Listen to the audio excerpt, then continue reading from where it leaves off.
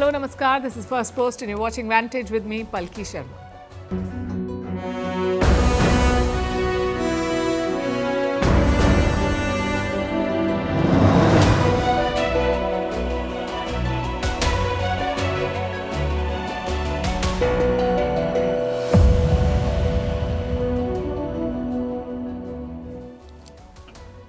First, he proposed it, then he rejected it, and now Zelensky is traveling all the way to Washington to sign the mineral deal. What explains the turnaround? We'll discuss that tonight. Also, how Europe is amping up its defense expenditure. Why Elon Musk is facing a rebellion of sorts in the US government. Why there's speculation in the US media about Donald Trump's health, featuring a black patch on his hand that he's apparently trying to hide with makeup. Will Washington drop Canada from the Five Eyes intelligence alliance? India can tell from experience that Canadian intel is dodgy. What are the new gold cards that Trump is introducing? Will they turn the American dream into an exclusive VIP lounge? How China is sabotaging critical undersea cables in the Taiwan Strait? Why Indian political leaders are berating Air India on social media? How the US is cutting aid to save costs, but has cleared, in fact, military aid to Pakistan for F-16 jets. And this comes days after Trump tried to sell F-35s to India. And what's the mystery disease linked to eating bats that has killed more than 50 people? All this and more coming up. The headlines first. Hamas to hand over bodies of 4 Israeli hostages tomorrow. They agree to do so without holding any public ceremony. So far, all hostage handovers have been a public spectacle. Israel has delayed releasing hundreds of Palestinian prisoners, insisting that Hamas halt these ceremonies. American and Russian diplomats will meet in Istanbul on Thursday. Since Donald Trump returned to the White House, ties between the two countries have improved significantly. On Monday, Washington sided with Moscow at the United Nations, refusing to criticize Russia's invasion of Ukraine 3 years ago. A Sudanese military plane crashes into a residential neighborhood, killing at least 46 people. The cause of the crash is still not clear. This comes a day after the paramilitary, which is at war with the army, shot down an aircraft. Chile returns to normalcy as power is restored in most homes. Earlier, a massive outage had left millions without electricity. It led to the president declaring a state of emergency and imposing a curfew, which has now been lifted. This was Chile's worst blackout in more than a decade. And some good news for South Korea. The number of births in the country rose last year for the first time since 2014. South Korea is battling a demographic crisis. It has one of the world's longest life expectancies and lowest birth rates.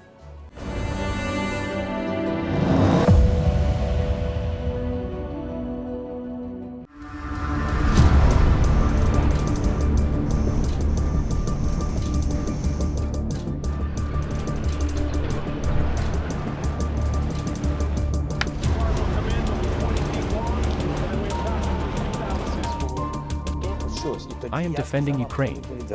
I cannot sell our country.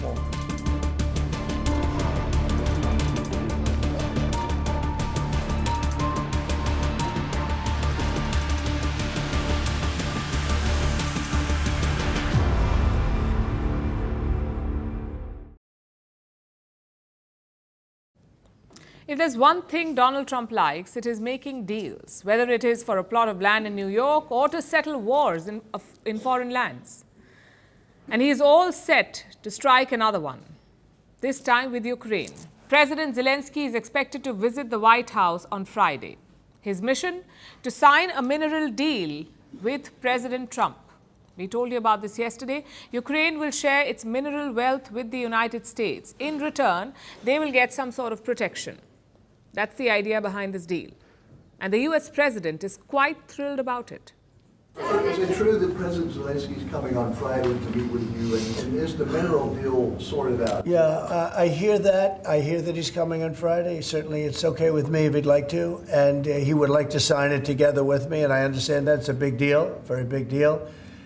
And I think the American people, even if you look at polling, they're very happy because, you know, Biden was throwing money around like it's cotton candy, and it's a very big deal. Look, it could be $1 trillion deal, it could be whatever, but it's rare earths and other things. The idea was first pitched by Zelensky. He thought it would keep Trump interested in the war, but Trump took it too far. His initial proposal demanded $500 billion from Ukraine. Also, it gave no security guarantees. So Zelensky rejected it. He said he would not sell his country. Listen to this. Although I say again that we are ready for a serious document, we need security guarantees, you need them. Investing, sharing, depending on the investment and the purpose of it. And if there's nothing clear there, I said, let's write percentages. That was my proposal. I am defending Ukraine. I cannot sell our country. What changed then? Mainly two things. One, Trump ramped up the pressure. He called Zelensky a dictator. He also began dealing directly with Putin. This clearly spooked Zelensky. So he had to do something to appease the US president. That is the first thing. Trump unsettled Zelensky. Secondly, Trump also made some concessions. He has dropped some of his demands. For example, the first draft required Ukraine to pay $500 billion to America. That has been dropped.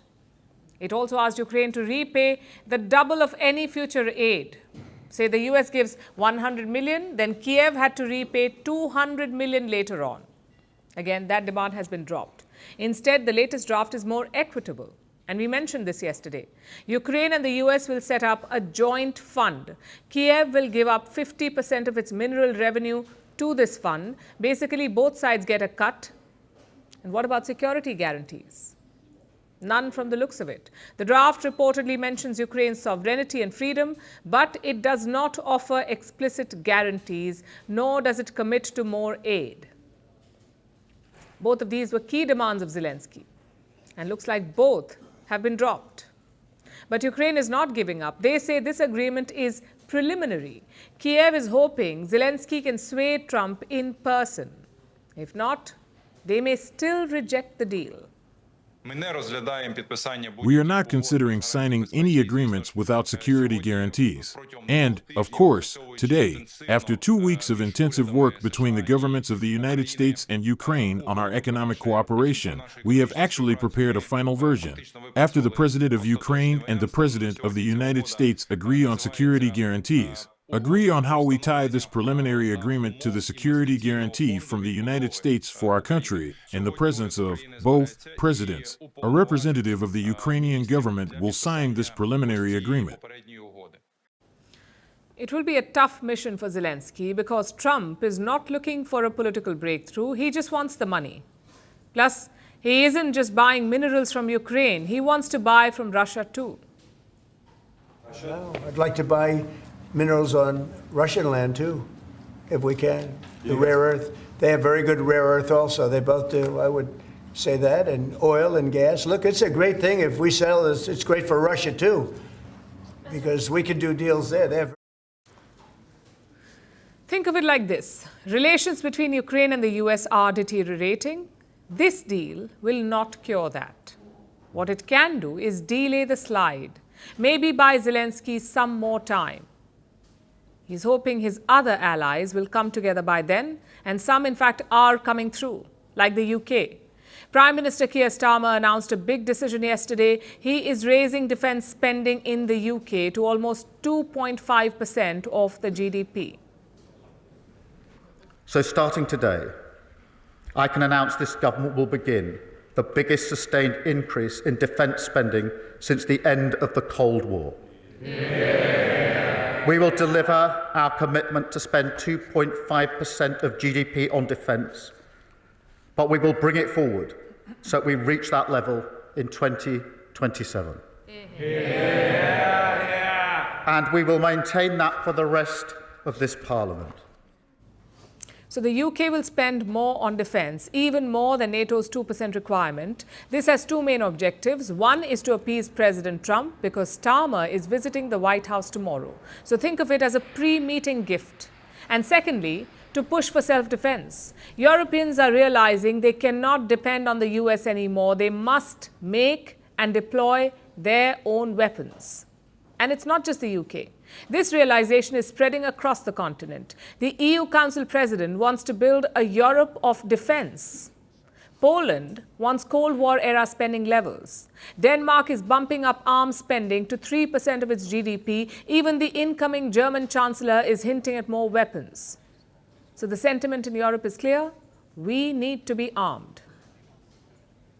We are building the Europe of defense, and this must include, of course, our priorities. And priority is clear: to protect our eastern border.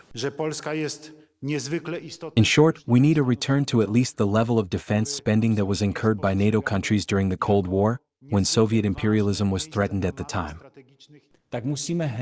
We must fundamentally increase our defense spending to at least 3% of GDP over the next few years. We must be able to secure this money, and we must ensure that it is spent wisely and effectively. We are allocating $7 billion over the next 2 years with a message for the Chief of Defense. Buy. Many leaders, same message. Europe needs to rearm. They scoffed at Trump's suggestions first, but now reality is kicking in. As of today, these are only announcements on paper. Let's see if Europe follows through. But if they do, we could be looking at a monumental realignment. A Europe that does not need America for protection, an America that does not care about Europe, and a Russia that spars with Europe but cuts deals with America. This is an unthinkable realignment. Of course, we are decades away from any of this. Perhaps Trump's isolationism will disappear with him, or perhaps it will become mainstream. We can only wait and watch.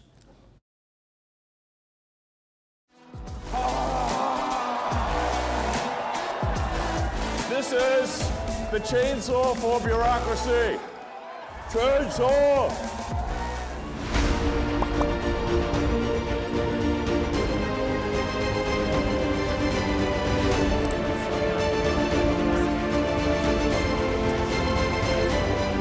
X.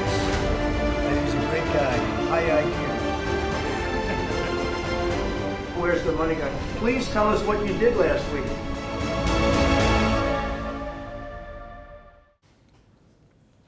What is Elon Musk's role in the US government? He's been called many things: the co-president, the first buddy, and a senior advisor to the president.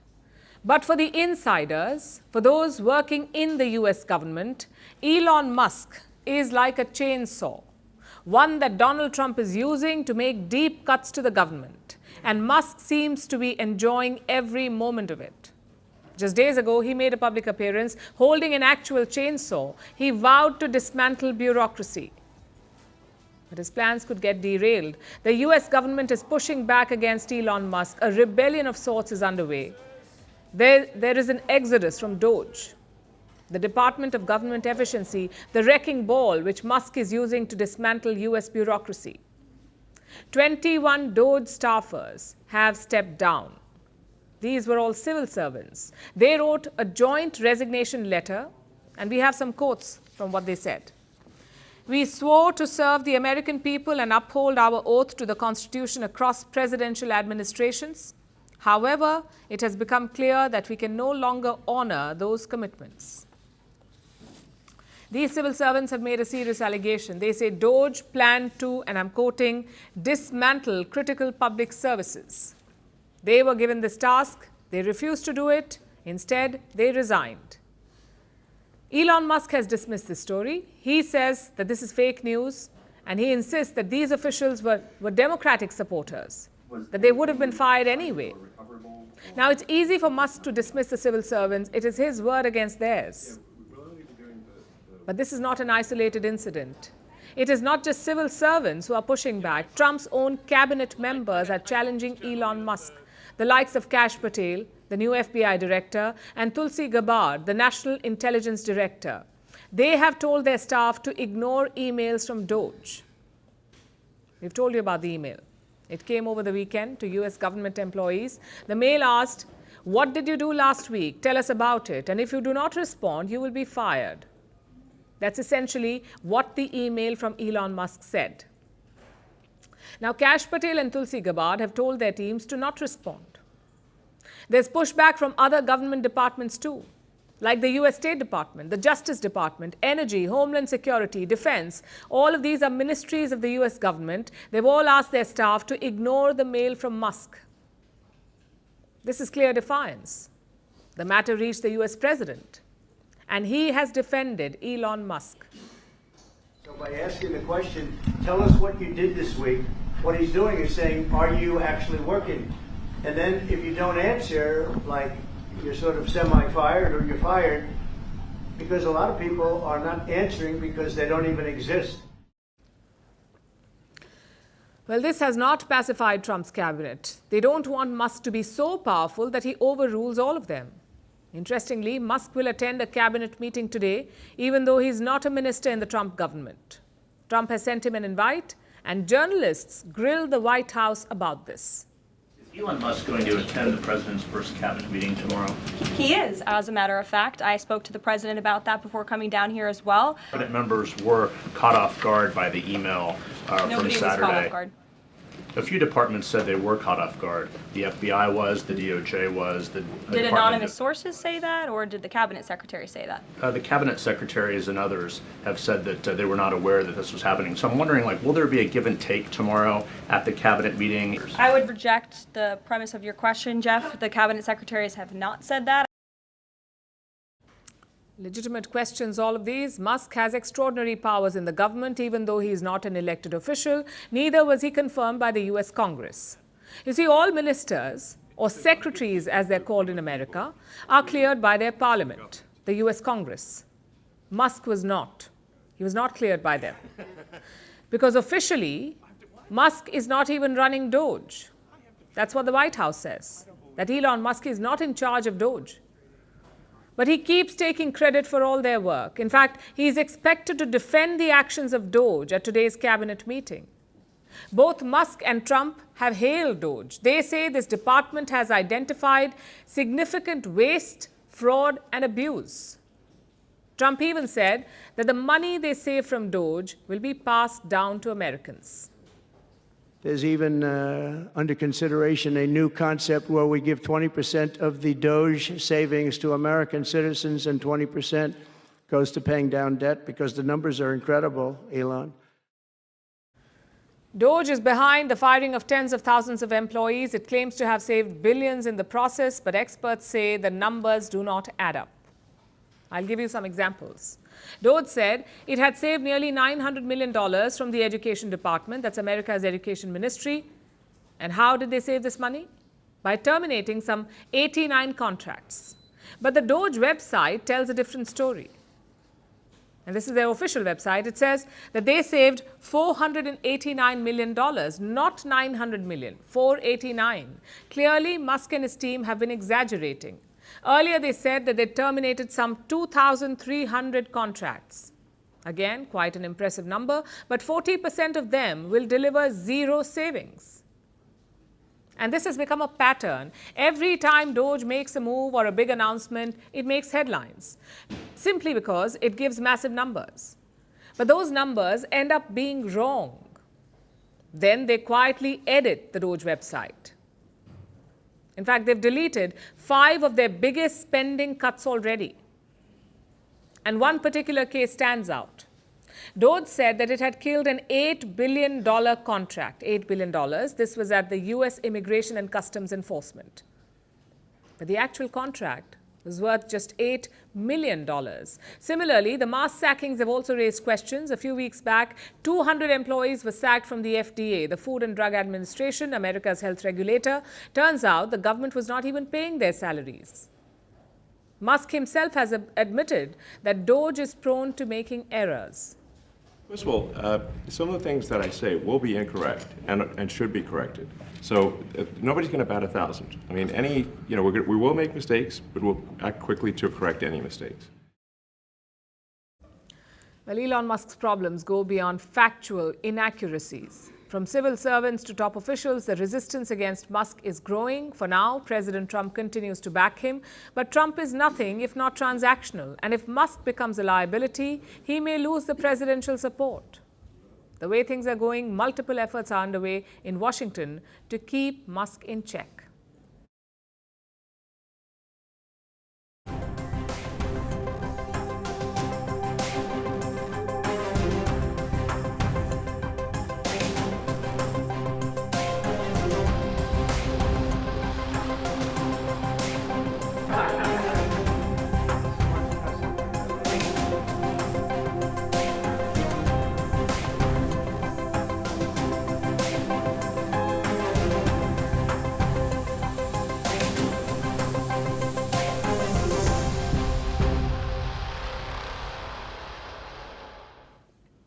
Donald Trump sick?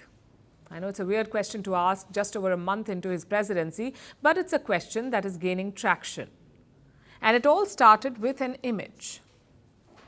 This one, it's doing the rounds on social media. The focus is on a pair of hands belonging to the US president himself. Zoom in and you will notice something unusual. There's a mysterious bruise on his right hand. It is large and it appears to be covered with makeup, perhaps an attempt to conceal it. But even with the cover-up, it is clearly visible. So what's going on here? The White House has an explanation. It says Trump is always working. He's shaking hands all day, every day. So this bruise is from that, from handshakes. I'll repeat that for you. Trump has apparently bruised himself from shaking hands. Was it because of a Macron-powered squeeze?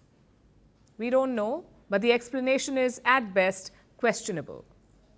And this is not even the first time. Not the first time. He's had this bruise, in fact, for quite a few years. In 2019, he had a bandage on the same area. In 2020, the bruise was visible on his hand. In 2024, you can see it again on his hand, not in one picture, but in multiple photos. He had an interview with the Time magazine in 2024. Even they mentioned the bruise. And Trump offered a similar explanation. He said, it is from shaking hands. But the internet is not buying this. Social media has its own theories. One of them is blood thinners. Netizens believe that thinners lead to such a bruise. The other theory is aging. Donald Trump is 78 years old. He's the oldest person to be inaugurated as US president, even older than Joe Biden in 2021. Biden's presidency was marked by frequent stumbles, both verbal and physical. Donald Trump is, of course, better, but he too has had his fair share of gaffes. And I watched our police and our firemen down at 7-Eleven, down at the World Trade Center right after it came down. And I saw the greatest people I've ever seen in action. As many as you have no idea what I did in the White House. I stopped wars with France. You know, I was very honored as a man. Viktor Orban, did anyone ever hear of him? He's probably like one of the strongest leaders anywhere in the world. And he's the leader of, right? He's the leader of Turkey. Front. But we're close to World War II because we have people in the White House that World War III. Thank you. Thank you. Thank you. Doesn't inspire much confidence. It also doesn't make the age problem go away. And to top that, there are two more issues. One, Trump loves his fast food. His meals include McDonald's, KFC, pizza, and well-done steaks. He also consumes 12 Diet Cokes a day. His favorite snack is Doritos. So this is not really the healthiest of diets. The second problem is Trump's medical history. He first released his medical records in 2015, just ahead of the 2016 election campaign. Then in 2018, he underwent his first medical examination as US president. This was during his first term. He weighed around 240 pounds. His cholesterol levels were quite high. He also had a common form of heart disease. In 2020, his cholesterol levels dropped, but his weight increased to 243 pounds. That made him medically obese. Trump's family also has a history of dementia. His father had it, so that also increases the risk of Alzheimer's. Since 2020, Trump has not released his medical records. He said he will do it in 2024, but he did not. So his recent medical history is truly a mystery, which brings us to the elephant in the room. The age question. When Trump leaves office, he'll be 82. Americans want younger leaders, they say. Last year, 51% said that Trump was too old to run, yet both parties kept picking candidates from the same generation. Joe Biden for the Democrats until the longest time, and Donald Trump for the Republicans. It's beginning to feel like a requirement. To be president, you must be old enough to have watched the moon landing live. But here's the bigger question. Why is a world leader's health such a mystery? Why does it take internet sleuths to notice bruises or stumbles? These leaders shape the world economy. They command militaries. They influence global policies. And yet, when it comes to their health, transparency is often lacking. Remember US President Franklin D. Roosevelt. He was in a wheelchair. It was rarely photographed. John F. Kennedy had Addison's disease, but the public never knew during his presidency. Ordinary citizens are required to disclose their medical records for jobs. Shouldn't the people who run countries have to do the same? Shouldn't their health be public knowledge too? So transparency is the need of the hour. Citizens have a right to know. After all, they were the ones who elected these leaders.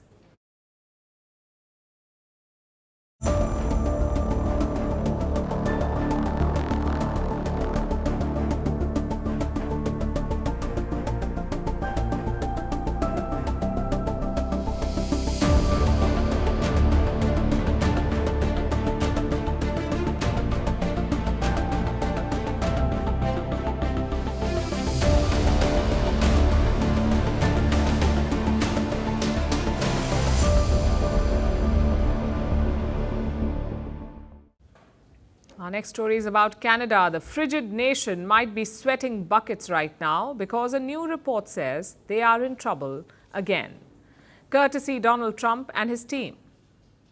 You already know that Trump does not think much of Canada. He has regularly said that it should become the 51st American state. But the latest threat is different. It strikes at the heart of the US-Canada alliance. It targets their joint security and intelligence network, the Five Eyes group. This is a grouping of 5 English-speaking countries: the US, the UK, Australia, New Zealand, and Canada.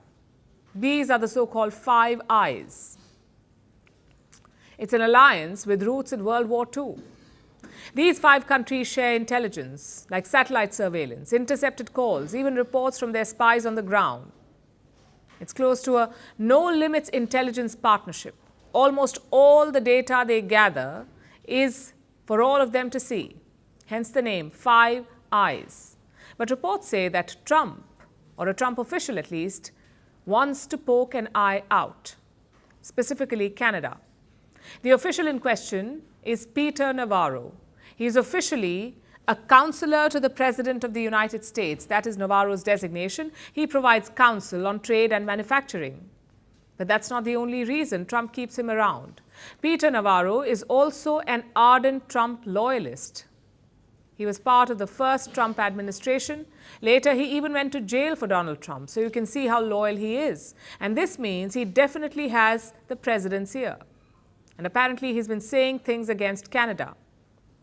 He's accused of wanting, in fact, to push Canada out of the Five Eyes. Peter Navarro has denied this, though, and quite vehemently so. That was just crazy stuff. We would never, ever jeopardize our national security. Ever.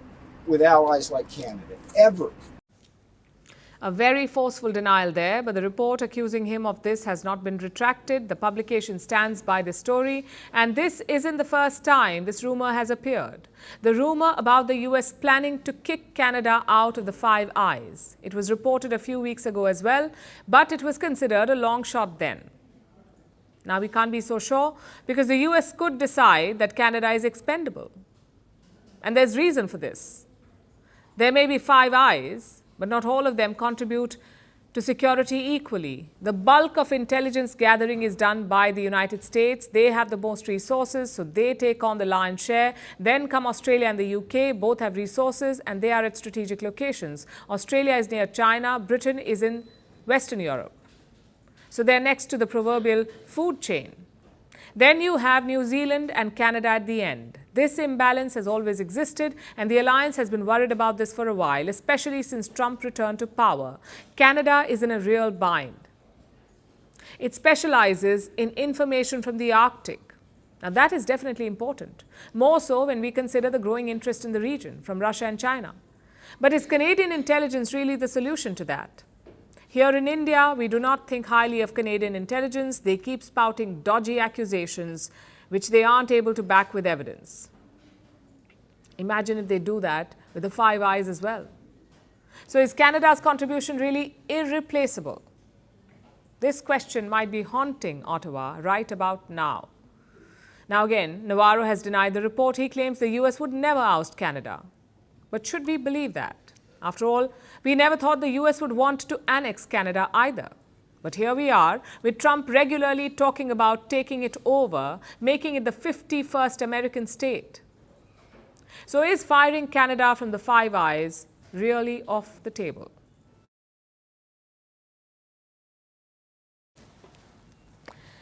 It's time for the biggest sale of the season, and no, it's not the Black Friday sale or even the Cyber Monday sale. It's a golden sale of American citizenship. Donald Trump has introduced a new gold card. It allows foreigners to live and work in the US for $5 million. It also creates a path for citizenship. Basically, America is officially open for business if you've got $5 million lying around. You too can own a little slice of the red, white and blue. So will this gold card revolutionize immigration? Or will the American dream turn into an ultra-exclusive VIP lounge? Our next report tells you. Donald Trump loves selling. He can turn anything into a sellable product, whether it's real estate, merch, golden sneakers, and even perfumes, marketed using the photo of his opponent's wife. If there's a market, Trump will find a way to cash in.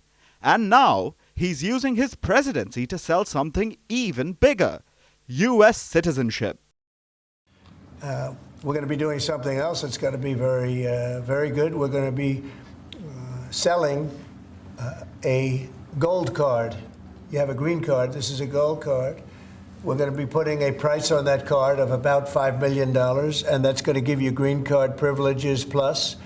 It's going to be a route to citizenship, and wealthy people will be coming into our country by buying this card. They'll be wealthy. It's called the Gold Card, and the concept is very simple. Wealthy foreigners will pay $5 million.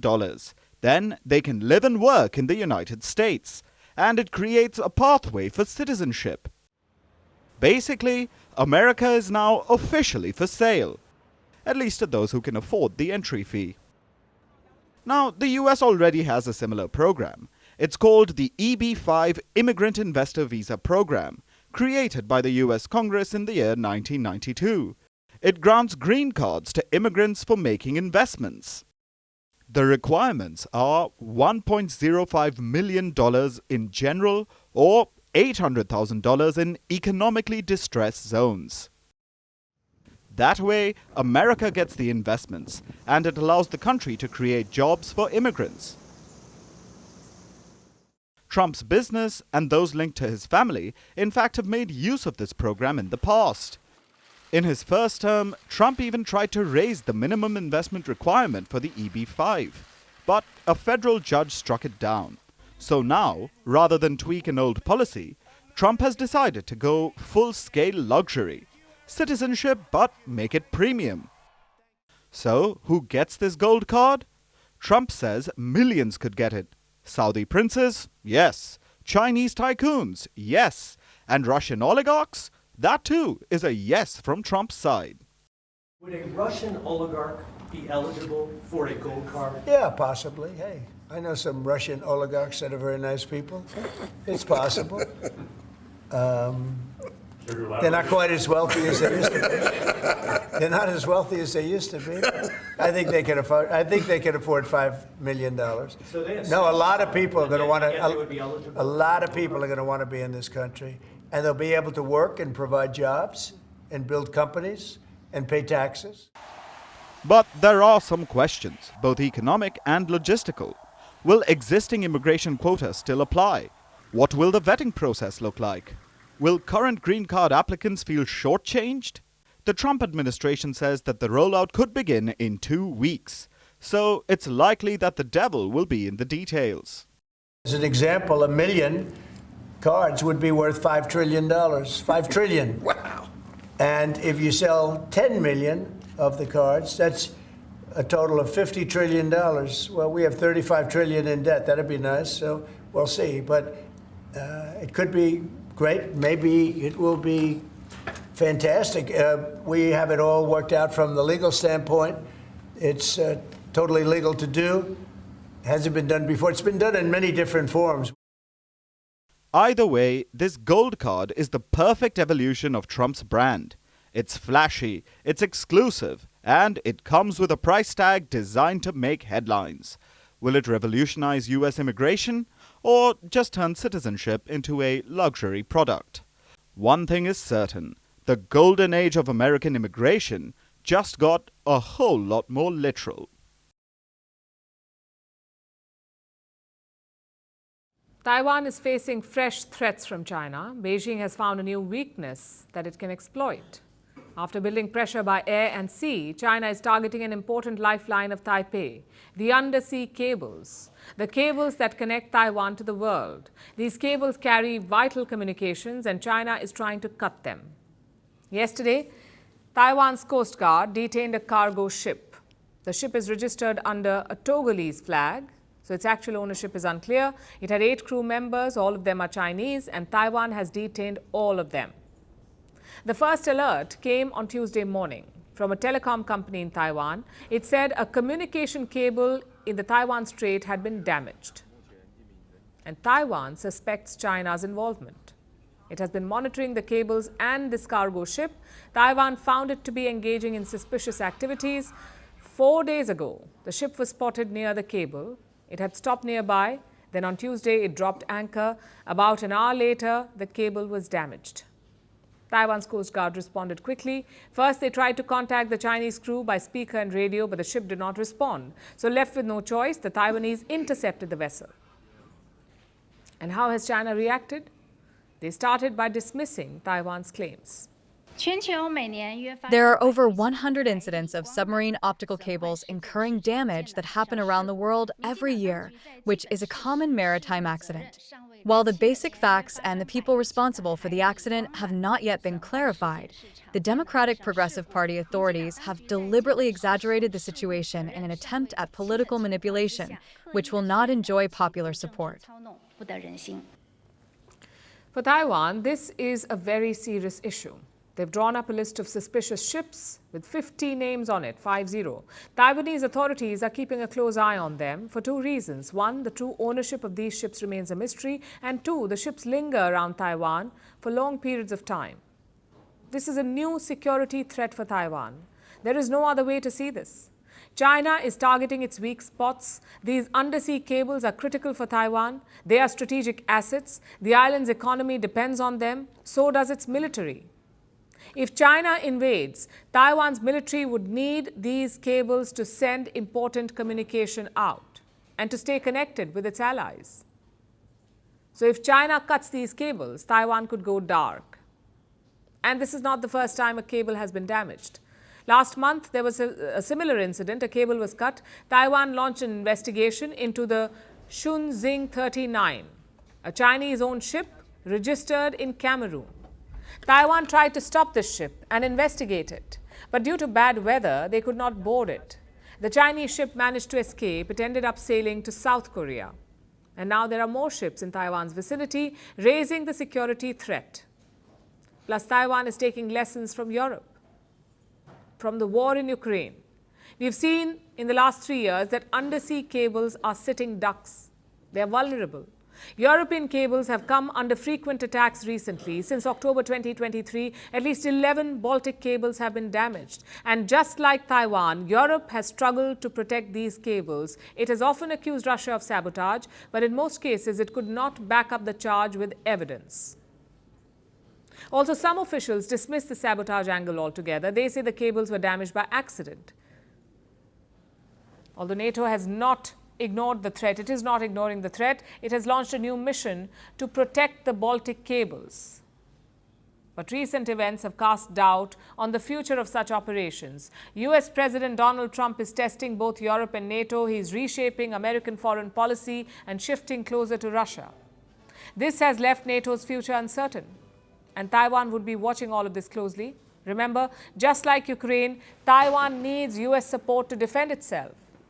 And the US has committed to defending Taiwan if China attacks. Officially, America's policy is that of strategic ambiguity. It supplies Taiwan with weapons, but remains vague on whether it will send troops in the event of a war. Now, with Trump in office, there's even more ambiguity, or clarity, depends on how you see it. Clarity because Trump likes to put a price tag on everything. After Ukraine, his next move could be on Taiwan. It could become the target of Trump's transactional diplomacy. In fact, speculation is already rife in Washington. There is talk of tariffs on Taiwan. The only way to avoid them may be concessions. Reports say Trump could demand a major stake in TSMC. That's the world's largest maker of semiconductors. It's a Taiwanese company. Trump could ask for an American stake or American ownership. Needless to say, such a scenario would help China. At this point, this is all speculation and reports, but the way things have shaped up in the last few weeks, Taiwan would do well to be on its guard.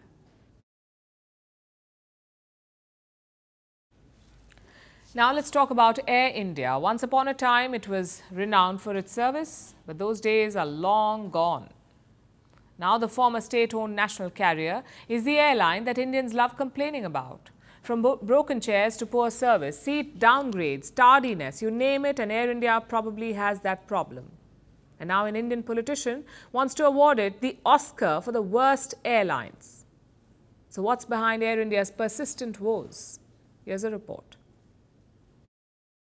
If there was an Oscar equivalent for the worst airlines, Air India would win hands down in every category. Broken seats, the worst staff, pathetic on-ground support staff, and poor customer service. We aren't saying this. These scathing remarks come from an Indian politician, Bharatiya Janata Party leader Jaiveer Shergill.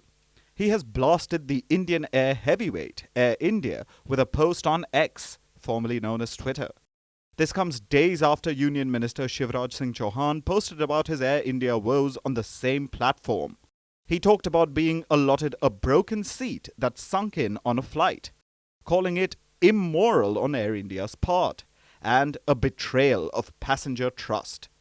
In both these instances, the airline has apologized for the inconvenience within hours. The Union Aviation Minister claims to have spoken to Air India, demanding necessary action. Meanwhile, the Directorate General of Civil Aviation, or DGCA, has called a meeting with the carrier. The Indian regulator has learned that Air India's seat was not broken, but the airline uses lean cushions to keep the aircraft weight low, which can make the seat feel sunken. So the DGCA has asked Air India to ensure passenger comfort. But this is hardly the end of the saga. The political row has stirred a debate in India. Hundreds of customers are firing off concerns on social media, labeling the airline as pathetic, talking about paying for a business class ticket but being allotted a seat in the economy section, and claiming that the situation was better before the disinvestment. You see, the Tatars started Air India in the year 1932. In 1953, the government took over. Air India became the country's flagship carrier. It was touted as one of the best airlines globally, renowned for its service. But soon, it came to be seen as a cautionary tale of decline. It racked up billions of dollars in losses. It struggled to compete. It gained a reputation for tardiness. Its services took a hit, and the name suffered. So the state carrier was returned to the Tatars. They bought it from the government in the year 2022.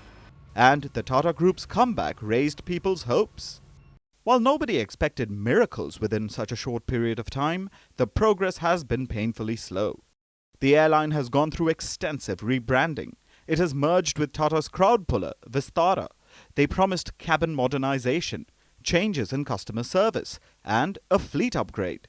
The group has spent billions of dollars investing in hundreds of new aircraft, some of which will join the fleet by mid-2025. Now, Air India is operating a fleet of more than 200 planes, serving more than 60 million customers annually, connecting them to over 100 destinations the world over, and finally reducing its losses. In the last fiscal year, Air India's losses fell by 60%.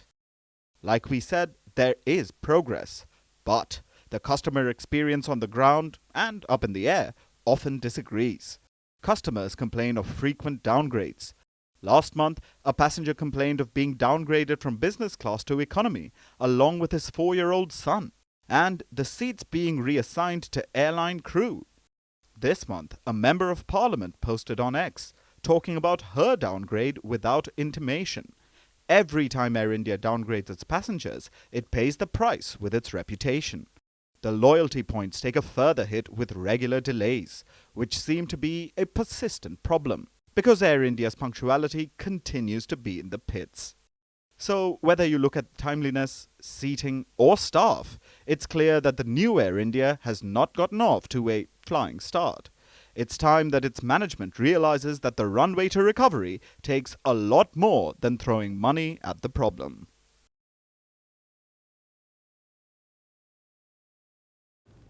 The US is on a mission to cut foreign aid. President Donald Trump believes it's unnecessary and that aid is wasteful public spending. So far, he has cut key humanitarian operations abroad like vaccination drives, public health campaigns, and food programs. But guess who is still getting American money? Pakistan. Trump has cleared a military aid package for Pakistan, a package worth almost $400 million. And what's it for? To sustain Pakistan's F-16 fighter jets. They operate around 85 of these American planes, F-16s. So the US is paying for their upkeep, for things like repair, maintenance, and monitoring. Now, this is not unprecedented. Joe Biden also cleared a similar package for Pakistan way back in 2022. It was worth around $450 million. Back then, the US tried to justify it. They said the money was for fighting terrorism, that it would not change the military balance in South Asia. This was supposed to pacify India. But New Delhi criticized the move anyway, which brings us to Trump's aid. This is different for a couple of reasons. One, Trump actually banned military aid to Pakistan in his first term. He accused them of playing a double game on terrorism. Listen to this. We have been paying Pakistan billions and billions of dollars. At the same time, they are housing the very terrorists that we are fighting. But that will have to change, and that will change immediately. This was Trump in his first term. He cancelled aid to Pakistan in 2018, but he cleared it in 2025 in his second term. It's clearly a U-turn. But does it also signal a larger change in policy? That is the question. Secondly, it's a commitment to Islamabad. After taking office, Trump paused all foreign aid programs, both military and humanitarian ones. He froze them all for 90 days. But some programs were given a waiver. In total, around 243 exceptions were made. These programs received around $5.3 billion. Out of this, $397 million went to Pakistan. $397 million.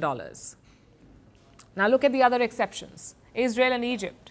Those are long-time allies of the US, so they continued to get military aid packages, and Pakistan was counted among them. Like I said, it is a show of commitment. But what does it mean for India?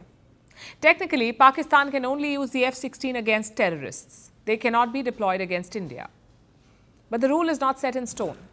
In fact, in 2019, Pakistan did use the F-16 against India. You may remember it during the Balakot airstrike. One F-16 was actually shot down by India. So this aid package does have a direct impact on us.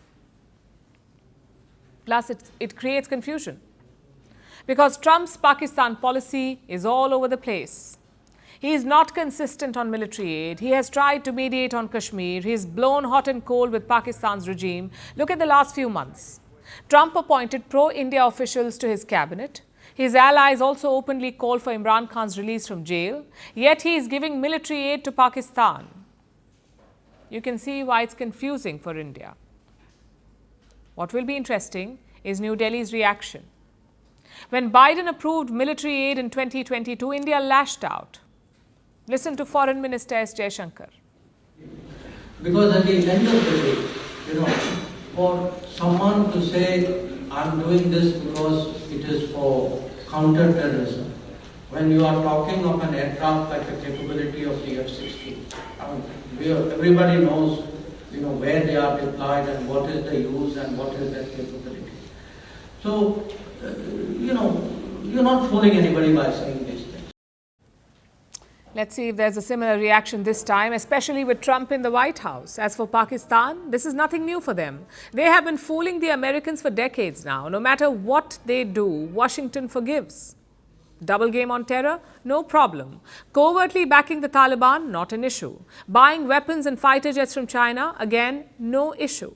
Islamabad is getting the best of both the worlds. Trump is paying them $400 million to maintain American F-16 fighter jets. Meanwhile, Xi Jinping could be selling them his fighter jets. Around 40 of them, the fifth generation J-35 planes. And this should worry India, because it looks like Trump is playing both sides. He hosted Prime Minister Modi at the White House earlier this month, and he offered to sell India F-35 jets. Yet days later, he is sending military aid to Pakistan. This mixed messaging is a wake-up call for New Delhi. Let's see how the government responds. Our last story tonight is from the Democratic Republic of Congo. This Central African country is witnessing a new crisis, the outbreak of a mystery disease. No one knows what the illness really is, but it is spreading rapidly across the country.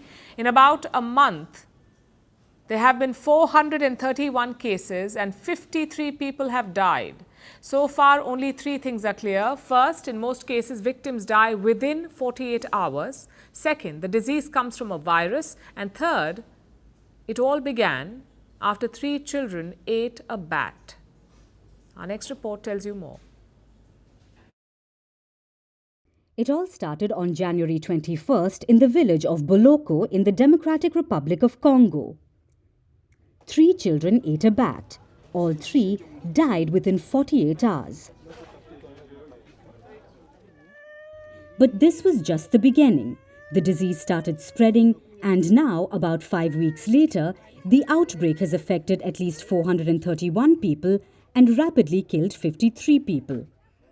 Yet no one knows what this disease is. It's being called a mystery illness. Its symptoms include vomiting, diarrhea, body aches and internal bleeding. The children who died from the illness bled from their nose and vomited blood. And in most cases, death occurred within 48 hours, which makes this unknown disease really worrying. So doctors are scrambling to help patients recover. And while they don't know what the illness is yet, they say that the symptoms are that of a hemorrhagic fever. This is commonly linked to deadly viruses such as Ebola, dengue, Marburg and yellow fever. Though these known viruses have been ruled out in the case of the DR Congo's current outbreak. So far, only one clue promises answers: the link to a bat. Viruses in bats are known to cause a number of diseases in humans. They are considered natural reservoirs for viruses like Ebola and Marburg, which are also the source of ongoing outbreaks in the region. Plus, a bat virus is increasingly considered a precursor to the COVID-19 virus, which shut down the world, impacted billions of people, and killed millions of victims. Now, about 2 years since the Wuhan virus pandemic ended, that painful memory continues to hang over the world. But this is not a new problem. Humans have always caught diseases from animals. Over the past 50 years, there have been a range of infectious diseases. For instance, the HIV/AIDS crisis of the 1980s originated from great apes. The avian flu pandemic of the early 2000s came from birds. In 2009, pigs gave us the swine flu pandemic. Now, after the COVID-19 pandemic, there are growing concerns about diseases jumping from animals to humans, and the risk of such cases is increasing. For instance, in Africa, the number of such outbreaks have surged by more than 60% over the last decade, and this phenomenon can be witnessed globally, mostly thanks to deforestation, climate change and habitat decline. These problems are forcing humans and animals into close contact. When it comes to devastating diseases jumping between species, everything is good until it's not. Any virus can quickly become one of the most defining threats to humanity. So the world can only hope that the mystery virus in the DRC is not that. And now it's time for Vantage Shots, images that tell the story. The world's largest gathering, the Mahakumbh, ends with a holy dip on Shivratri. Thousands line the streets in Israel for the funeral procession of the Bibas family, and a surveillance video shows thieves stealing a golden toilet from a British palace. Finally, we're taking you back in history. On this day in 1993, the World Trade Center was bombed. The bomb exploded in the parking garage, killing 6 people and injuring more than 1,000. We're leaving you on that note. Thank you for watching. We'll see you tomorrow.